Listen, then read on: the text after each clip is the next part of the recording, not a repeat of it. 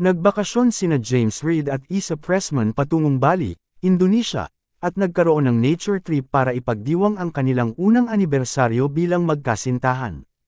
Ibinigay ni Reid at Pressman ang kanilang selebrasyon sa pamamagitan ng kani-kanilang Instagram. Ang magkasintahan ay nakitang naglalakad, nag-e-enjoy sa paglangoy sa talon, pagbisita sa Tila Water Temple, at kumakain sa pool. Isinapubliko ni Reid at Pressman ang kanilang pag-iibigan noong Marso noong nakaraang taon pagkatapos nilang sabay na dumalo sa concert ni Harry Styles. Sa isang panayam noong Setyembre taong 2023, idineklara ni Reid na siya ay napaka-in-love kay Pressman, na inilarawan siya bilang ang sikat ng araw na nagbibigay liwanag sa kanyang araw. Sa isang hiwalay na pahayag, sinabi ni Pressman na nahuhumaling sila sa isa't isa.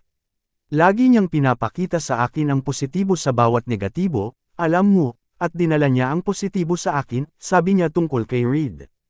Pero masaya ako, masaya kami. Approved din ang ina ng aktor na si Marcella McDonald kay Pressman, mabait daw ang huli. James is James. Whatever his decision, happy ako para sa kanya.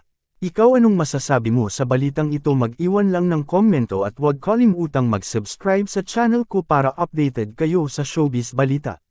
Thank you for watching.